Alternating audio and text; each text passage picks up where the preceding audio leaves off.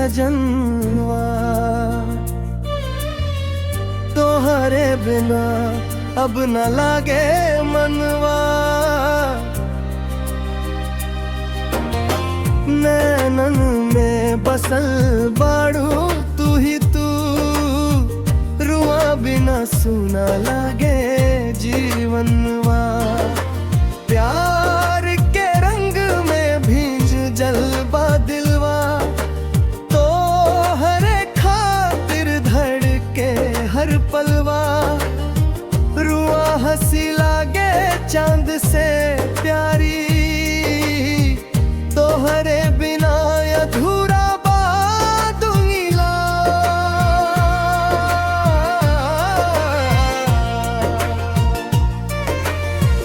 जब से देखनी तोहरा के सजनी,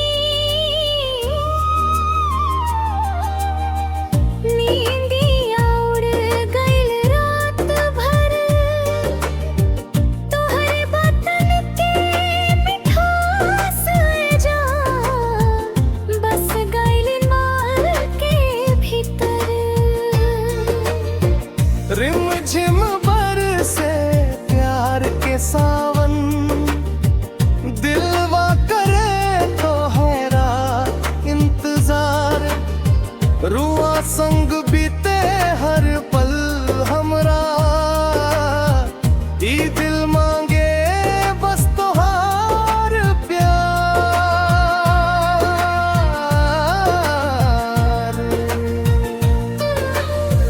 दिलवा तोहरे नाम के हो गई है सजनवा। तोहरे बिना अब न लागे मनवा, नैनन में बस बाड़ू तू ही तू, रुआ बिना सुना लागे जीवनवा।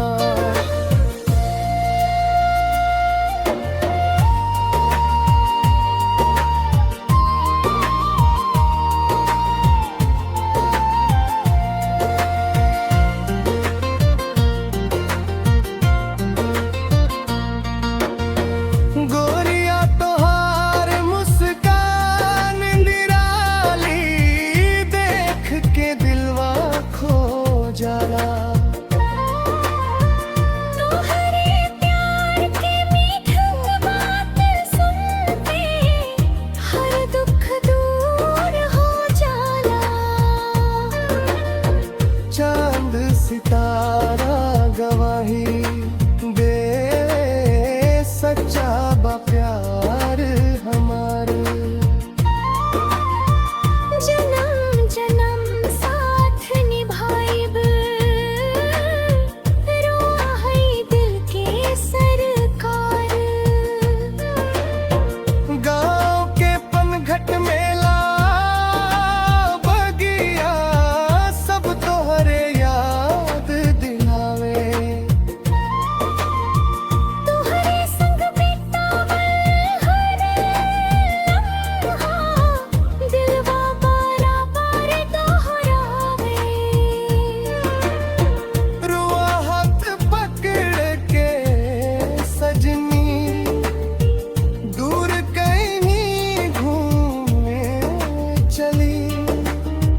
गार के मीठा धुन गुनगुनात, नई दुनिया बसावे चली।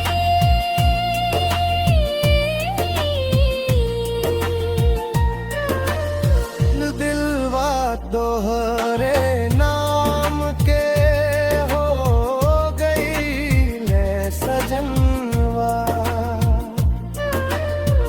तोहरे बिना अब न लागे मनवा,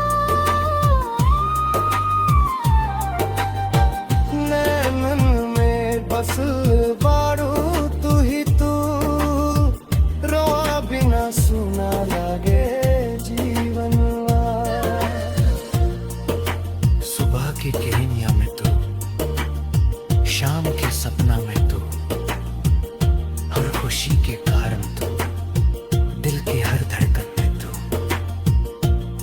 बिना ना चैन मिले ना लागे ई संसार तोहरे खातिर जीव सजनी